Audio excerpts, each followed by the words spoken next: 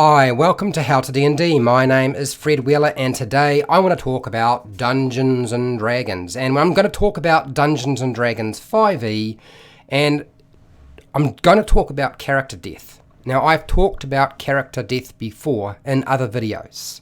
It is one of those contentious things that people sort of argue about how you should approach character death. So I thought what I would do for today is I would present you with one of my variant rules for character death. I know a lot of people are going to say, Fred, there's no such thing as a variant rule for character death.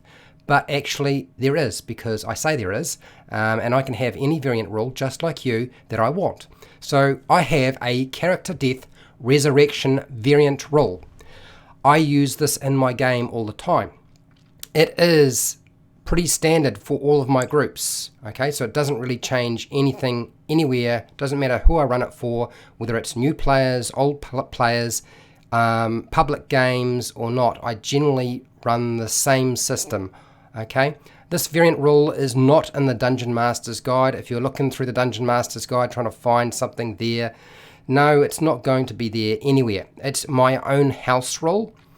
I also realize that a few people will disagree with me and think it's not a variant rule, and that's fine. You're allowed to have your own opinion. This is just my opinion of how I think. I find this a really good system. I think it works really well for me. It might work well for you, it might not. The tradition for character death is to use the following method. And the Dungeon Master has a player character dies, and they usually use one of two different methods that are available to them. The first one being that they will usually look at the option for the player to simply make a new character, which is fine. You can make a new character if the player wants to make a new character. That's always fine. That's certainly one option for the player if they want to. But the second option that often comes up as well, that is utilized usually in your very traditional games or your standard method for dealing with character death, and that is provided that one of the player's characters in the group has access to some sort of resurrection magic, something that will be able to raise them from the dead, some sort of resurrection magic such as revivify or raise dead or reincarnate or true resurrection. So all of those sort of things that tend to be used by people in a traditional game of Dungeons and Dragons. That's usually how most people approach character death. The thing is, for me, I've found that I don't find it very satisfying, and I've noticed my players don't find it very satisfying. This can mean that a player does not really get to choose if they can continue playing the same character. It's really set up that the Dungeon Master is deciding this is how it's going to work. The Dungeon Master can have any system they like and play, but I feel like that takes away the choice that the player might have. Because if they don't want to make a new character and they don't have access to resurrection magic, then they're really dependent on the Dungeon Master to help them continue playing the game. And that's why I don't really like that particular system very much. I'm not a fan of it, and I do feel that it's very traditional, and it's the sort of what people have been used to doing for many, many years, and we tend to follow traditions just for the sake of following a tradition sometimes. So here is how I approach character death, which is a little bit different, not exactly the same as traditional, but there's just a slight variation, okay? Slight variation. My character death resurrection variant rule always leaves the final decision in the player's hands. That is the key thing to understand. The final decision is always in the player's hands. They make the final decision about whether they keep playing that character or they pick up a new character. I don't make that decision at all. I have nothing to do with it because it's not my character, so I leave that to them. I give the players the following choices. I have like 3 different choices that they can use, and it covers pretty much everything you can imagine. They can, as normal, they can just create a new character if they really want to, and I have no issue. And I've found that a lot of players, when their character dies, they will just choose, look, I just want to make a new character. I feel like this character died. I don't want it coming back. I'm just going to leave it dead. And that's fine. The other one is that if the player has a party member in the group, one of the characters has access to resurrection magic, any kind of, raised dead or something like that, they can use that just as normal. It's exactly the same, hasn't changed in the slightest. So they can use resurrection magic of some kind. The third option is the one that's slightly different to what you're used to. And that is the Dungeon Master gets to decide how to resurrect the player's character. And I will resurrect a player's character if they want me to. What I do is I stipulate a complication. Now, it's not a punishment. I know a lot of people are thinking, Fred, that sounds a little bit strange. This is how it works, okay? I resurrect the player's character in a multitude of different ways. I've used many, many different ways of doing that. I've got a whole bunch of videos on it, by the way. And I work in a complication. It has to be something that the player can resolve with their character. So if I build in a complication, I've always have a backup way that they can get rid of that complication rather than it stay in the game indefinitely, because I don't want that to happen. I want them to be able to work towards adjusting things. Now, why do I do that?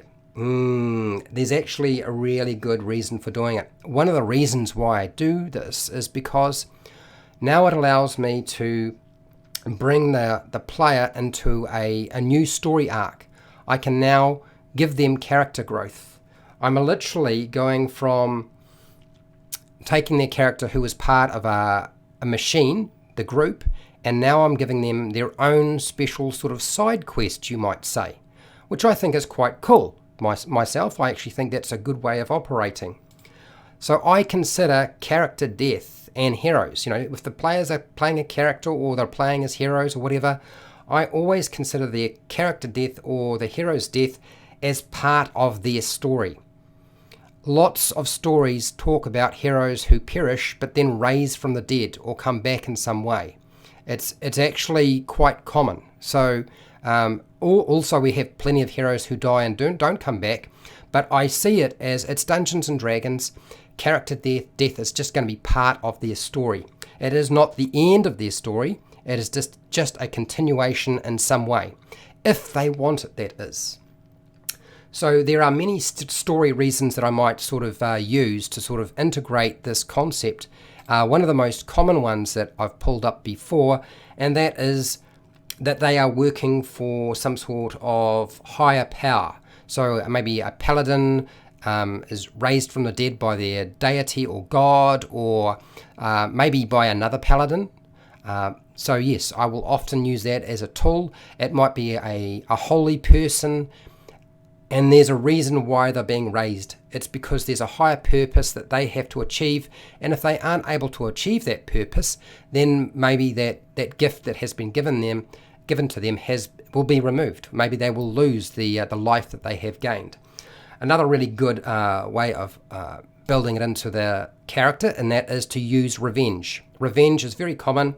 So usually I work around some sort of trauma that the player's character has suffered, or in some case maybe it's a great loss, and I'll utilize that. Now the reason for doing that is because that's what tends to fuel revenge. So I pick something that will sort of go for the family, go for the close friends, do something that will undermine them significantly. So I go with revenge. That's a really good one too.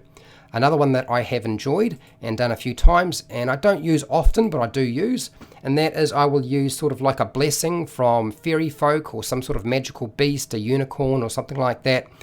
And they are doing them a favor because probably this character is got a good heart, has been doing things during the adventure that I felt were warranted to give them the gift of life.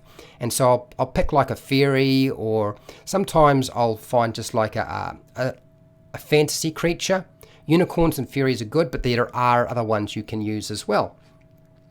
Another one that I enjoy using, and I haven't used this very often, in fact I'm trying to remember if I have at all, but I know I've got it penciled away, and that is a prayer. A group of people or a community who pray for the soul of the individual, and that actually brings that fallen character or hero back to life. And often the community will do this because they feel that this person is a saint, or that they really need to have them around to help them in some way. So they have a goal and a focus to achieve because the gift of life has been given to them by a community of people or creatures or humanoids or something like that. So I find that's a fun one too. Another really good one, which we kind of sort of tapped into, and that is a favor from a god. A god blesses them with the gift of life, and only if they actually perform some of the duties that that god has in store for them. So there's a complication that they have to work towards. So all of these quite fun. So God is a common one. Next I would say is going to have to be something like a holy person. You can do the same. Look, I've said holy person, but I think when I say holy person, often it's like a celestial being of some kind, or a priest, possibly an acolyte of some kind. Anybody who I think would have sufficient power to be able to bring somebody back from the dead. It might even be a cleric of some kind. So yes, usually a holy person who needs their skills and their heart to perform a task or mission, a quest of some kind. So those are the general ones. The one I use very rarely, but I have used from time to time, a little bit darker, a little bit scarier, and it kind of depends on the character and the player whether I use it or not. And that is a wizard performs some sort of dark ritual and uses them as a servant. So they're bound to that particular wizard either for a good outcome or a good goal or an evil goal. And so they might find themselves having to do some horrible things, but eventually there's an opportunity to break free of their servitude or their bondage, whether that's because they've had to do something for that wizard that was a good act or an evil act. So works great with somebody like a warlock. Doesn't work so great with other characters such as clerics and paladins. Can be a bit complicated, particularly if you're going on the evil side. They have to complete an evil quest of some kind. So those are the sorts of things that I utilize in my game in terms of character death and resurrection. That's my sort of look and take on it. Now, I don't know that you'll necessarily find this hugely useful to you, but I thought I would share it because I know a lot of people have been asking me about the types of variant rules that I use, and this is one that is definitely there. I've been using it for a long time. So whether your character is killed by a dark, shadowy, ghostly beholder, or with eye rays, or it's been torn asunder by a hydra with its many heads as it's chewed it up, or it's been absorbed into some sort of shambling mound as it's been fighting off this rather dangerous compost heap.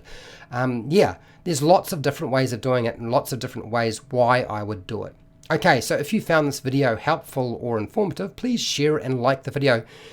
Consider subscribing to my channel if you like this sort of content. Hit the bell button to be notified when I go live and when I publish new videos. If you want to support my channel, you did so by watching this video, and thank you very much. I have hundreds more. There's plenty more out there if you really want to check it out, and I would suggest check out some of my stuff. I've got plenty of stuff for players and dungeon masters. I don't do Patreon, but down in the description there are like affiliate links to the book depository and Amazon where you can buy stuff online. I get a small commission, you pay exactly the same price, and that just helps me continue to do this sort of thing. And this is your opportunity to ask questions, give feedback, tell me about your resurrection rules. I would be really interested to hear from other people, not so much about whether they agree or disagree with this variant rule, but more about what sort of resurrection they have used to keep a player's character in the game so they can continue to play. I would be really interested in that area. So yeah, and hey, till next time, keep rolling those 20s.